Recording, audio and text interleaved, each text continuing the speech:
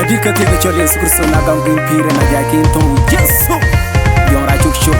Meri Yesu We koi binung bak yang gelung po diya Nyali ye jamgo we O koi jagam bak pun gelung po diya Nyali ye jamgo Nyali ye jamgo Marga min karachi we ditin Wibetya Ringang ya majagwi Ajagwi tan we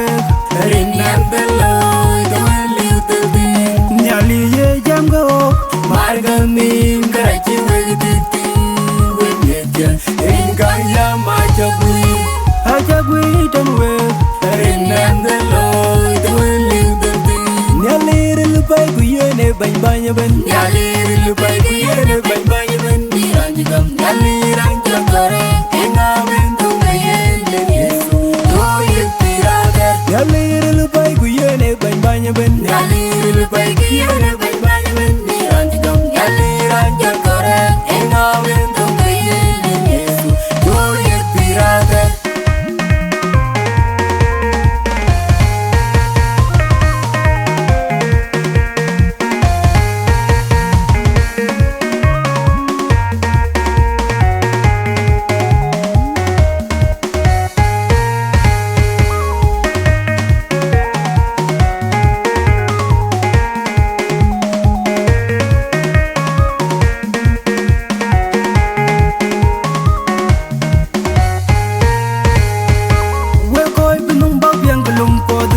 Nyali ye jamgo we Oko jagam bak pun gulung po diya Nyali ye jamgo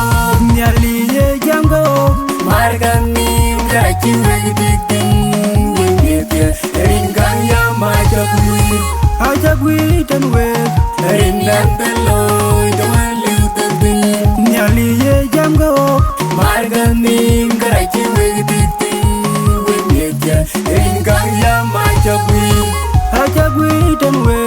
Rinnan beloy Dawel liu telbin Nyali rilupai kuyene bany bany ben Nyali rilupai kuyene bany bany ben Diranjigam Nyali ranjang kore Enga bentu ngayen den Yesu Doyek tiraga Nyali rilupai kuyene bany bany ben Nyali rilupai kuyene bany bany ben Diranjigam Nyali ranjang kore Enga bentu ngayen den Yesu Doyek tiraga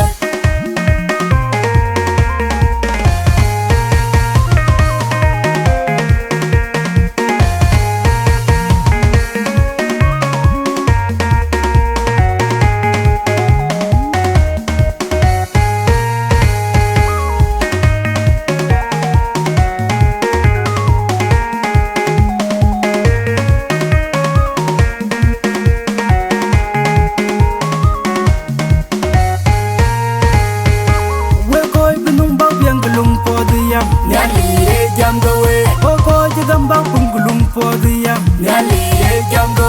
Nyali ye jamgo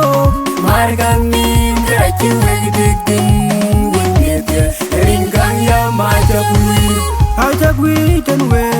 Rinnan beloy Dawel liu telbin Nyali ye jamgo Marga min karachi we ditin Wibetya Ringang ya majagwi Ajagwi tan we Rinnan beloy Dawel liu telbin Nyali rilupai kuyene bany bany ben Nyali